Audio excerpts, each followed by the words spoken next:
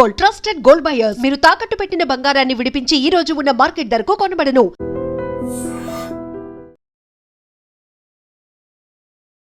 నమస్కారం, welcome to iDream media. నేను మీ సంగీత. ఈ రోజుల్లో ఎక్కడ డిజిటల్ మీడియాలో చూసినా సరే ఒక టాపిక్ అనేది కంటిన్యూగా రన్ అవుతుంది. అదేంటంటే లేడీస్ యొక్క డ్రెస్ విధానం పైన అటు శివాజీ మాట్లాడారని, తర్వాత శివాజీని విమర్శిస్తూ ఎవరైతే నా అన్వేష్ అని చెప్పేసి ఆ ఛానల్కి సంబంధించిన అన్వేష్ ఉన్నారో ఆయన మాట్లాడిన మాటలు మాత్రం ఇప్పుడు చాలా మందిని ఆవేదనకు గురి చేయడం జరుగుతుంది. అతని పైన కూడా కేసులు ఫైల్ అవుతూ ఉన్నాయి. అటు విశాఖపట్నంలో కానివ్వండి, హైదరాబాద్లో కానివ్వండి, అంటే పంజాగుట్టలో రీసెంట్గా కరేట కళ్యాణి కూడా అతని పైన కేసు ఫైల్ చేయడం జరిగింది. మనం ఒక్కసారి ఓవరాల్గా ఈ అన్వేష్ విషయంలో మాట్లాడుకుంటే, ఎప్పుడైతే నటుడు శివాజీ అమ్మాయిలు శారీ కట్టుకొని అందంగా కనిపించండి అని చెప్పేసి చెప్పిన విధానంలో వారి యొక్క డ్రెస్ విధానము, వారి యొక్క ఇష్టము నువ్వెవరు చెప్పడానికి అని చెప్పేసి చెప్పే విధానం అంటూ ఒకటి ఉంటుంది. అలా కాకుండా ఆయన చెప్పిన విధానం ఏంటంటే చాలా వల్గర్ లాంగ్వేజ్ యూజ్ చేస్తూ, దాంతోపాటు ఇండియన్ ఏదైతే ఇటు భారతదేశంలో ఉన్న కొంతమంది చిన్న పిల్లలను కూడా ఇలా 1000 రూపాయలు ఇస్తే వచ్చేవాళ్ళు అలా అని చెప్పేసి వారిని విమర్శిస్తూ, ఇకపోతే ప్రధానంగా చెప్పాలి అంటే దేవతలు, ఇటు సీతాదేవి కానివ్వండి, ద్రౌపది కానివ్వండి, వీరి విషయాలలో కూడా వారు రేపుకు గురి కాలేదా అని చెప్పేసి ఒక స్టేట్మెంట్ రిలీజ్ చేయడం అనేది చాలా మందిని బాధ పెట్టే విషయం అని చెప్పేసి మనం అనుకోవచ్చు. అంటే ఇప్పుడు మహాభారతము, రామాయణము, భాగవతాల గురించి అతనికి ఏం తెలుసు? ఏమీ తెలియదు. చాలామందికి అసలు ఈవెన్ నేను ఇది చెప్తున్నాను కదా, నాకు కూడా పూర్తి స్థాయిలో నేను దాన్ని చదవలేదు, తెలియదు. కాకపోతే అవి ఒక ఎమోషన్, అంటే సీతాదేవి గురించి చాలా గొప్పగా చెప్తూ ఉంటారు. అంటే సీతాదేవి ఇలా ఉండేది, రావణాసురుని అంత తీసుకెళ్ళినా సరే ఎవరైతే రావణాసురునో ఆయన్ని వచ్చేసి గడ్డి పొరకతోటి పోల్చడం జరిగింది. అన్ని రోజులు అక్కడ ఉన్నప్పటికీ కూడా తన చిటికన వేలును కూడా తాకనివ్వకుండా చూసుకుంది అని చెప్పేసి ఎంత బాగా చెప్తారు. అంటే ఎవరైనా సరే అబ్బా సీతాదేవి అని చెప్పేసి అనేది మనకు ఎప్పటి నుంచో, చిన్నప్పటి నుంచో, మన ఒక పురాతన కాలం నుంచో కూడా ఆ తల్లిని చాలా మనకు అందరికీ కూడా ఇన్స్పిరేషన్గా చెప్పడం అనేది జరుగుతూ వస్తుంది. అయితే ఇక ద్రౌపది విషయంలో కూడా ఎప్పుడైతే తను అవమానపడినప్పుడు తన యొక్క బాధను భర్తలతో పాటే చెప్పి వారి త్రూనే యుద్ధాన్ని క్రియేట్ చేసి మరి తన యొక్క పరువును కాపాడుకునే దిశగా తను ప్రయత్నించింది అనంటే వాళ్ళు ఎంత ఆలోచన చేశారు, ఎంత పద్ధతిగా ఉన్నారు. ఇవన్నీ తెలియకుండా ఇష్టానుసారంగా నోటికి వచ్చిన మాటలు మాట్లాడడం వల్ల కేవలము నటుడు శివాజీ అమ్మాయిల డ్రెస్ కోసమే మాట్లాడాడేమో, కానీ ఇక్కడ చూసుకుంటే నా అన్వేష్ అయితే మాత్రం మొత్తము ఇండియా వైడ్గా ఉన్న ఎమోషన్ టచ్ చేయడం జరిగింది.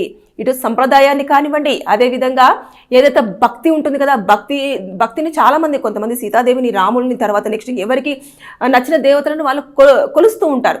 అయితే దేవుళ్ళను టచ్ చేయడం అనేది మన యొక్క సంప్రదాయాన్ని, మన యొక్క ఆచారాలను కించపరిచినట్టుగానే దీన్ని మనం కన్సిడర్ చేయబడుతుంది. అయితే ఇక్కడ చూసేసుకుంటే నేను వచ్చాను, సారీ చెప్పాను, ఒక వీడియోలో చెప్పాడు నేను సారీ అండి అని చెప్పేసి చాలా క్యాజువల్గా చెప్పేశాడు.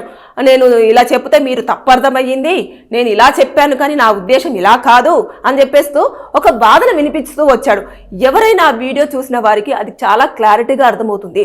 ఫస్ట్ చెప్పిన విధానం ఏంటి, తర్వాత వీడియోను సరి చేసుకుంటూ చెప్పిన విధానం ఏంటి అనేది మనకు చాలా స్పష్టంగా 2 వీడియోస్ను కనుక మనం చూసినట్లయితే మనకు అర్థమైపోతుంది. కానీ ఇక్కడ ఎక్కడో వేరే దేశంలో ఉండి భారతదేశం గురించి మాట్లాడడం అనేది నిజంగా మంచి పద్ధతి కాదు. అయినప్పటికీ కూడా మాట్లాడడం అనేది చేసినా సరే ఇలా కాదు, వారి యొక్క డ్రెస్ సెన్స్ అనేది వారికే వదిలేయండి, మనం ఎందుకు ఇన్వాల్వ్ అవ్వాలి అనే విషయాన్ని కన్వే చేసే విధానంలో అక్కడ చాలా ఇష్టానుసారంగా లూజ్ టంగ్, అంటే చాలా కిరాతకమైన లూజ్ టంగ్, అది అసలు మామూలు కాదు. ఒక్కొక్క అమ్మాయి అయితే ఇక్కడికి వస్తే ఖచ్చితంగా నా అన్వేషణ చంపేద్దాం అన్నంత కోపంగా ఉన్నారు. చాలా మంది కేసులు ఫైల్ చేస్తున్నారు, నువ్వు రారా బాబు ఇక్కడికైతే, నువ్వు ముందైతే ఇండియాకి రా, వచ్చిన తర్వాత నీ సంగతి అని చెప్పేసి అన్న ఉద్రేకంలో ఉన్నారు. అంటే ఒక్కసారి ఆలోచించిన ఆయన మాటలు ఎంత తీవ్ర స్థాయికి మనోభావాలను దెబ్బతీసుంటాయి. ఎవరండి అంటే ఆయన ఎంతవరకు చెప్పాలో అంతవరకు చెప్తే బాగుంటుంది. ఆయన వీడియోస్ కూడా నేను ఎప్పుడూ చూడలేదు, కానీ ఫస్ట్ టైం నేను అతను మాట్లాడిన స్టేట్మెంట్ తర్వాత నేను ఒక 2-3 వీడియోస్ చూశాను. ఆయన మాట్లాడిన ఏంటి మొత్తం ఏదో ఒక పిచ్చి పిచ్చివన్నీ అసలు నిజంగా చెప్పాలంటే అతని యొక్క ఛానల్లో మామూలుగానే చూస్తే అంత మాస్ పీపుల్ అంతా కూడా నాకు తెలిసి ఫాలో అవ్వడం కోసము గలీజ్గా పదాలను యూజ్ చేస్తూ ఆ వీడియోస్ చేస్తూ బొచ్చిరాని భాష మాట్లాడుతూ అసలు అది కరెక్ట్గా ప్రొనౌన్స్ చేస్తున్నాడా లేదా అని తెలియకుండా ఇష్టానుసారంగా మాట్లాడుతూ మొత్తం కూడా ఎక్కువ మంది సబ్స్క్రైబర్స్ రావడం జరిగింది. వచ్చిన తర్వాత దాని నుంచి వచ్చే ఆదాయంతో అతను చాలా కంట్రీస్ తిరుగుతున్నాడు. అతను ఏం దేశానికి మనకి ఏం చేయట్లేదు. ఇక్కడ ఇండియాలో ఉండి ఏదైనా సాధించాడంటే ఏమీ లేదు. అతని సంబరం కోసము, అతని యొక్క లైఫ్ స్టైల్ కోసము అతను ఎక్కడో వేరే కంట్రీస్లలో తిరుగుతూ అతని యొక్క లగ్జరియస్ లైఫ్ను మనకు చూపిస్తూ ఇదిగో నేను ఇక్కడ ఉన్నాను, ఇక్కడ ఇది ఉంది అని చెప్పేసి చెప్తూ ఈ మధ్య కాలంలో ఆ వీడియోస్ అన్ని మళ్ళీ ఇంకా మార్కెట్లో వెళ్తాయో లేదో ఒకటే కంటెంట్ తోటి మా జనాలను మనం అట్రాక్ట్ చేసి ఎంగేజ్ చేయొచ్చో లేదో అన్న ఉద్దేశంతో ఇలాంటి కాంట్రవర్సీ టాపిక్స్ ఏవైతే ఉంటున్నాయో ఆ విషయాలలో ఈ మధ్య కాలంలో ఎక్కువగా ఇన్వాల్వ్ అవడం అనేది జరుగుతుంది. లాస్ట్ టైం చూసుకుంటే ఆన్లైన్ గేమ్స్ విషయంలో చాలా మంచి చేశాడు అని చెప్పేసి చాలా మంది అప్రిషియేట్ చేశారు. కానీ ఇప్పుడైతే ఈరోజు 2 రోజుల క్రితం మాట్లాడిన మాటలు మాత్రం నిజంగానే చెప్తే సీతాదేవిని కానివ్వండి, ద్రౌపదిని కానివ్వండి, అంటే మన రామాయణ మహాభారతాల గురించి చాలా వల్గర్గా యూజ్ చేశాడు వర్డ్స్ అని చెప్పేసి చాలా వరకు తీవ్ర స్థాయిలో మండిపడమే కాకుండా అతని యొక్క ఛానల్లో ఎవరైతే సబ్స్క్రైబర్స్ ఉన్నారో వారందరూ కూడా నువ్వు ఇంత నీచమైన వాడివి అనుకోలేదు, అసలు నువ్వు ఇంత వల్గర్ భాష యూజ్ చేస్తావని చెప్పేసి అనుకోలేదు. ఇంకా ఎక్స్పెరిమెంటల్గా పుచ్చకాయలం పట్టుకొని అసలు ఎంత చండాలంగా ఆ వీడియో చేశాడంటే అది చెప్పాలంటే అడల్ట్ కంటెంట్. అతను మాట్లాడిందంతా అడల్ట్ కంటెంటే.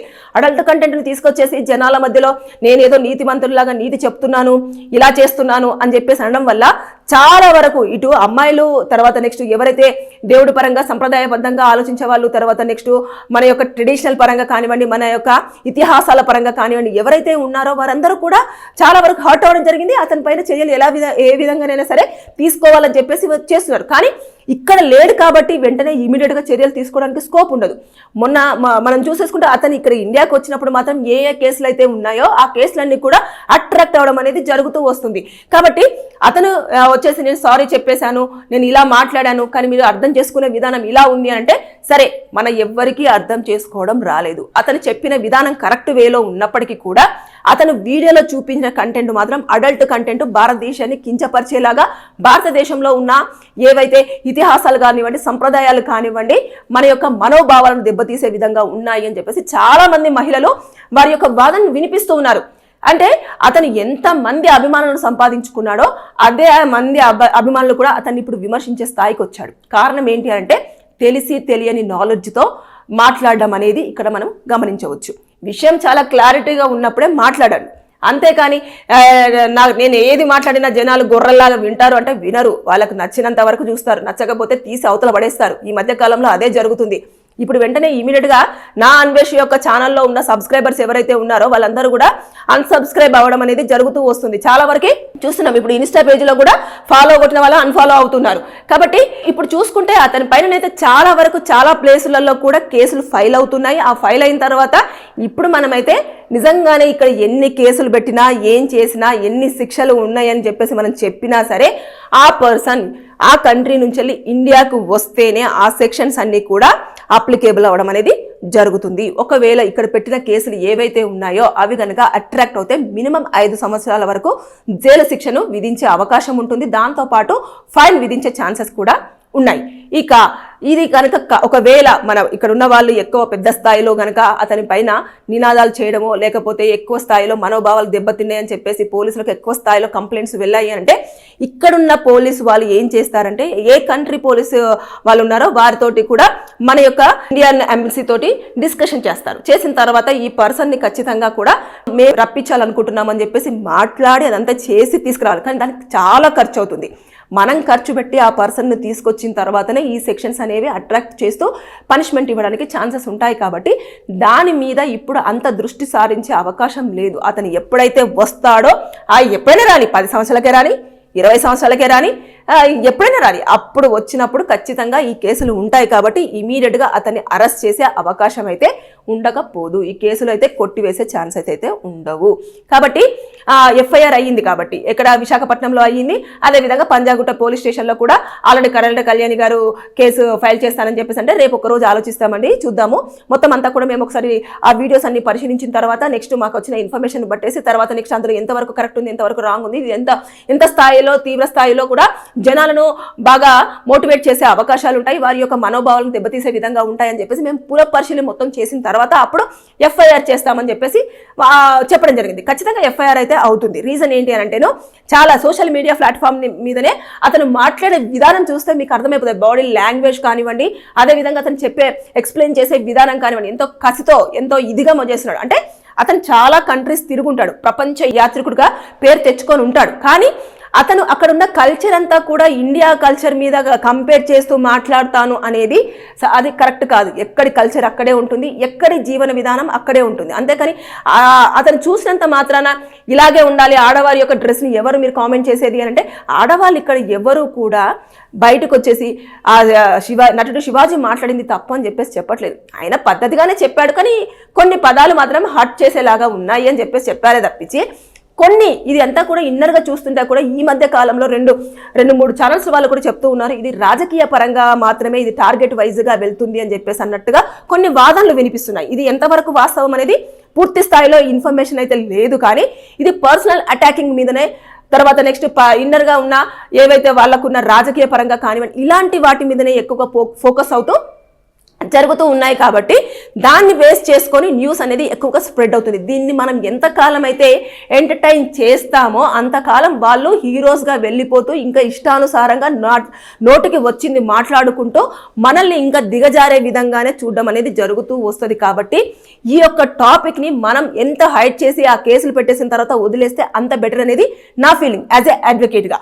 అయితే ఇప్పుడు ఓవరాల్గా చూసుకుంటే మాత్రం నా అన్వేష్ మాట్లాడిన ప్రతి ఒక్క మాట, సీతాదేవి గురించి కానివ్వండి, అదేవిధంగా ద్రౌపది గారి గురించి కానివ్వండి, మనం మాట్లాడిన మాటలు ఆయన ఎంత దారుణంగా మాట్లాడాడు అంటే వాళ్ళు రేపు గురయ్యారట. ఎక్కడ రేపు గురయ్యారు, ఎందుకు రేపు గురయ్యారు, మరి ఈయన ఆ కాలంలో పుట్టాడో ఏంటో, మరి ఆ పుట్టినప్పుడు చూశాడో ఏంటో మరి మనకు తెలియదు. కానీ రాముడు స్వయంగా ఆవిడ్ని అన్ని రోజులు వనవాసం చేసిన తర్వాత రావణాసురుడు ఎత్తుకెళ్ళిన తర్వాత తీసుకొని మొత్తం ఎతికి మరి ఆవిడ్ని చాలా వైభవంగా మళ్ళీ తన రాజ్యంలోకి ఎంత చక్కగా తీసుకొచ్చాడు అనేది మనకు అది చూస్తే తెలుస్తుంది మనకు. కాబట్టి ఆ రామాయణంలో మనకు ఎంత చక్కగా వివరించాడు అనేది చాలా క్లియర్గా ఉంటుంది. ఇప్పటికీ కూడా మనము రామబాటలోనే నడుస్తూ ఉంటారు.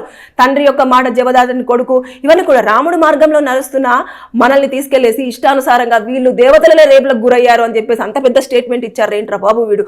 నిజంగా చెప్పాలంటే ఇది ఎంత దారుణమైన కఠినమైన శిక్షలకు అట్రాక్ట్ చేసేది అనేది అతనికి అర్థం కావట్లేదు. ఏదో తిరుగుతున్నాను కదా నేను అసలు ఇక్కడ ఎవరికి సంబంధం లేకుండా తిరిగేస్తున్నాను కదా అని చెప్పేసి అనుకుంటున్నాడు. కానీ రేపటి రోజుల్లో ఇక్కడికి వచ్చిన తర్వాత మాత్రం అతని పరిస్థితి ఎంత దారుణంగా ఉంటుందనేది ఇక్కడికి వస్తే మాత్రమే తెలుస్తుంది. కాబట్టి నేను ప్రతి ఒక్కరికి చెప్పేది ఏంటంటేను, అతని యొక్క వీడియోలో మీరు క్లియర్గా కనుక పరిశీలిస్తే అందులో ఉన్నదంతా కూడా అడల్ట్ కంటెంటే. అలాంటి పర్సన్స్ను మీరు ఎక్కువగా ఎంకరేజ్ చేయడం వల్ల ఇలాంటి యొక్క నాలెడ్జ్తో ఇష్టానుసారంగా మాట్లాడుతూ చాలా మంది యొక్క మనోభావాలను వాళ్ళు బాధ పెట్టే విధంగా ప్రవర్తిస్తున్నారు. కాబట్టి ఇది మీ యొక్క చాయిస్కే వదిలేస్తున్నాను నేను. మీరు ఆలోచన చేయండి, ఆ పర్సన్ మాట్లాడింది ఎంతవరకు కరెక్టు, ఆ పర్సన్కి మీరు సపోర్ట్ చేయడం ఎంతవరకు కరెక్టు, అదేవిధంగా అతను చేస్తున్న వీడియోస్ని మీరు ఎంకరేజ్ చేసి ఇలాంటివన్నీ కూడా చేస్తే ఇప్పుడు ఆ వీడియో చూడండి తెగ వైరల్ అయిపోయింది. అంటే మన ఇండియా పరువుని చాలా దారుణంగా వేరే కంట్రీలో ఉంటూ తీసేయడం జరిగింది. ఇది ఎక్కడ చెప్తారండి? మన యొక్క ఇండియాని ఎక్కడికి వెళ్ళినా సరే చాలా పద్ధతిగా చాలా ట్రెడిషనల్గా ఉంటారు, ఇండియా కల్చర్ సూపర్ అనే వాళ్ళని మనం చూసాం. కానీ మన ఇండియన్ పర్సన్ అయి ఉండి, మన ఇండియా వాడు అయి ఉండి వేరే కంట్రీలో కూర్చొని ఇష్టానుసారంగా మాట్లాడేసి ఇండియా పరువును తీసేసి దేవతల యొక్క పరువును తీసేసి దేవతలు ఇలాంటి వాళ్ళు అలాంటి వాళ్ళు అని అంటే మన కంట్రీ మీద ఉన్న ఒపీనియన్ ఎంత దారుణంగా దిగజారిపోతుంది. ఇవన్నీ ఆలోచించకుండా నోరు ఉంది కదా అని చెప్పేసి వాగేస్తూ ఉంటే కోర్టులు కానివ్వండి, చట్టాలు కానివ్వండి చూస్తూ మాత్రం అస్సలు ఊరుకునే ప్రసక్తి లేదు. సో నేను చెప్పేది ఏంటంటే ఈ వీడియోతో ఖచ్చితంగా నేను ఎవరైతే నా అన్వేష్ ఉన్నారో ఆ అన్వేష్కి నేను ఖచ్చితంగా చెప్తున్నాను, బీ కేర్ఫుల్. మాట్లాడేటప్పుడు జాగ్రత్తగా ఆలోచించి మాట్లాడు, లేకపోతే పెద్ద ఎత్తున నీకు శిక్షలు పడే అవకాశం ఉంటుంది. Thank you. నిజంగా ప్రస్తుతం ఉన్నటువంటి సమాజం దేనికి ప్రయారిటీ ఇస్తుంది? ఆర్థిక సంబంధాల చుట్టూ మాత్రమే తిరుగుతుంది. మళ్ళీ ఎన్నికలంగానే చాలా విరక్తి కలుగుతాను. మంచి అనిపిస్తుంది కదా, లేడీస్ కూడా ఛాలెంజింగ్ జాబ్స్ చేసినప్పుడు చాలా బాగుంటది. ట్రాఫిక్ అసిస్టెంట్స్ గా నియమించిన ట్రాన్స్జెండర్స్ అందరితో సాల్యూట్ చేయించుకుంటున్నారు. ఫుడ్ డెలివరీ ఇవ్వటానికి వెళ్ళినటువంటి డెలివరీ బాయ్ అనిల్ పై కళ్ళ ముందు